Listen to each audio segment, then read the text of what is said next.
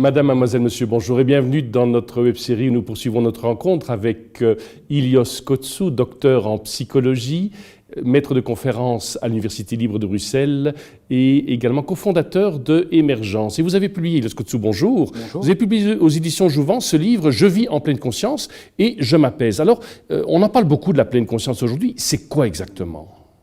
Alors ça a l'air quelque chose de nouveau dit comme ça, et en même temps c'est quelque chose que nous connaissons tous. C'est un état d'être au fond assez simple. On pourrait dire, un exemple simple, ça pourrait être dans les moments où nous sommes dans la nature par exemple, ou bien que nous ayons des problèmes dans notre vie, ils paraissent tout à coup moins importants. Nous sommes pleinement connectés aux sons, aux parfums, aux textures, aux couleurs et ainsi de suite. Et donc nous sommes davantage présents à la vie et moins captés par notre mental et toutes ces pensées qui nous polluent bien souvent l'existence. Et donc, dans ce sens-là, la pleine conscience peut être vue aussi comme une pratique d'attention qui vient de la méditation bouddhiste, mais qui est très répandue dans nos pays, et qui a un très très grand succès. Et on pourrait dire qu'il y a peut-être 3 grandes raisons à ce succès. La première, c'est justement que c'est laïque, et donc sorti du côté bouddhiste, elle est maintenant accessible à tout le monde, quelles que soient ses références. La deuxième raison, c'est qu'elle a été validée scientifiquement et que les études ont montré énormément de bénéfices, ce qui l'ont rendue très populaire. Et la troisième raison, c'est que je pense qu'elle répond vraiment à un besoin en même temps d'apaisement et de connexion et de sens de notre société. Alors, vous dites d'apaisement, c'est bien le titre de votre livre, « Je suis en pleine conscience et je m'apaise ». En quoi est-ce que la pleine conscience va m'apaiser ?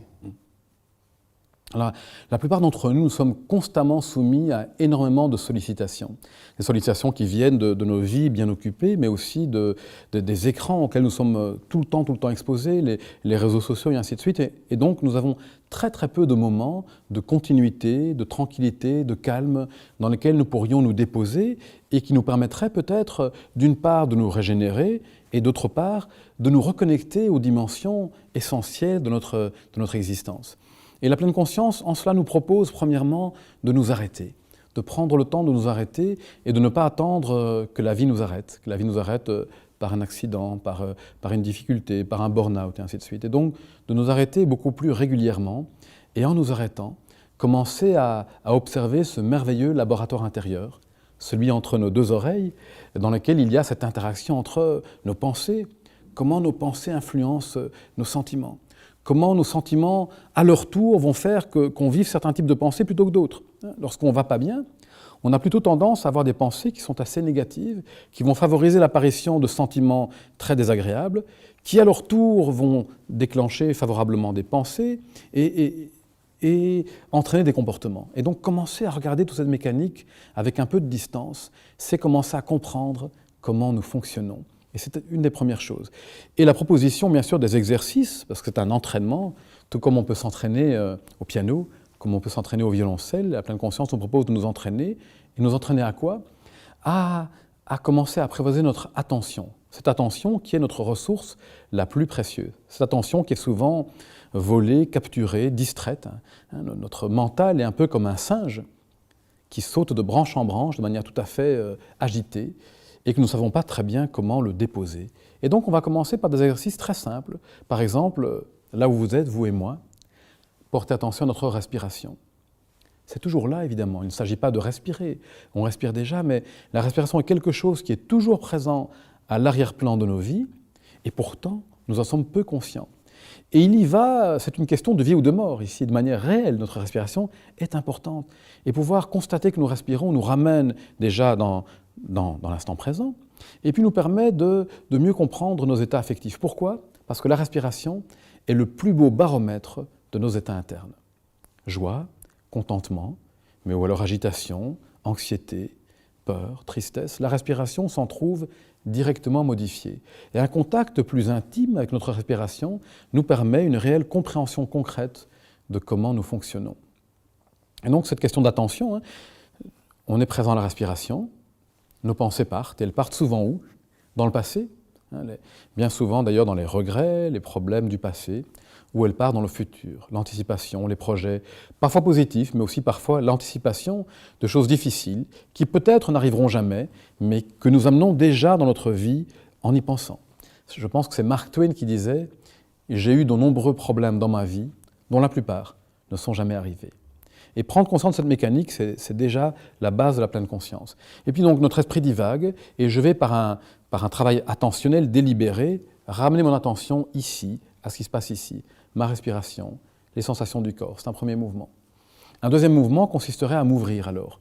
Une fois que j'ai commencé à pouvoir stabiliser mon attention, c'est de m'ouvrir à tout ce que je peux voir, aux couleurs, aux formes, aux sons, peut-être le chant de l'oiseau ou la musique, au goût, au parfum.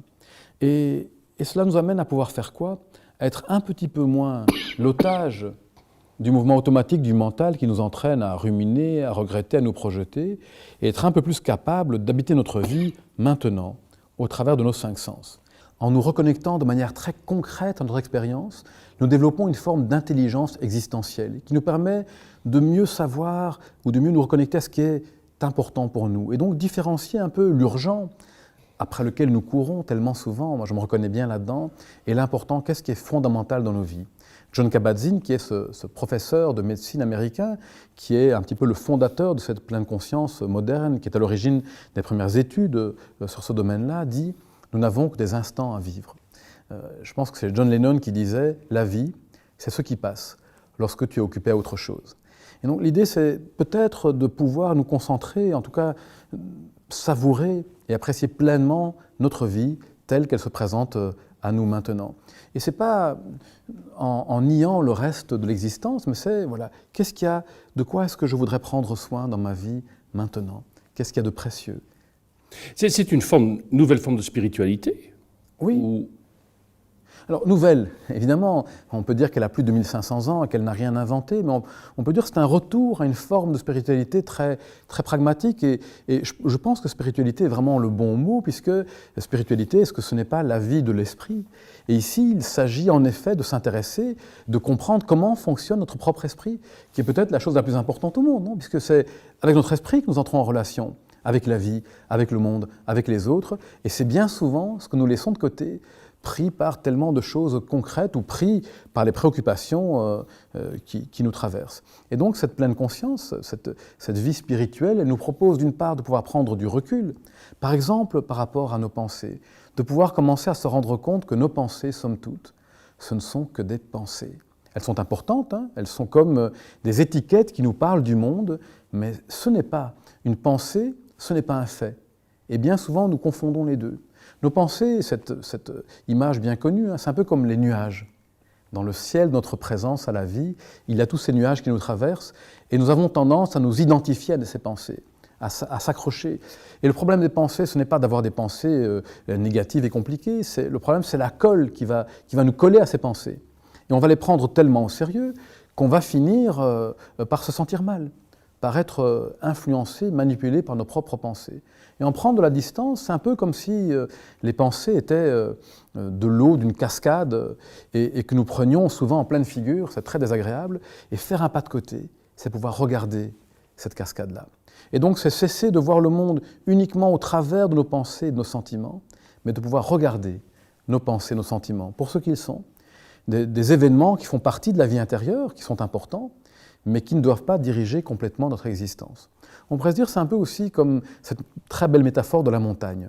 Cette montagne, c'est un peu notre présence à la vie, et quelle que soit la couleur de la météorologie, qu'il neige, qu'il vente ou qu'il y ait du soleil, est-ce que cela change fondamentalement la nature de la montagne? Et c'est donc pouvoir retrouver cette forme de stabilité, d'immensité, de sérénité, qui, je pense, est au cœur de chacun et de chacune d'entre nous. Et c'est en ça, je pense, que la pleine conscience nous apaise, et non pas qu'elle nous calme. Dire à quelqu'un d'agiter « calme-toi », est-ce que ce n'est pas l'énerver encore plus? Par contre, l'apaisement, c'est trouver l'apaisement non pas en niant ou en contrôlant la tempête, c'est trouver l'apaisement au cœur même de la tempête. Un apaisement réel et réaliste. C'est comment, en changeant notre relation avec nos propres pensées et sentiments, en rentrant quelque part dans une manière, en étant dans une relation beaucoup plus harmonieuse avec nos pensées, nos sentiments, notre vie intérieure, nous pouvons alors trouver une forme d'apaisement au cœur même des tempêtes de nos vies.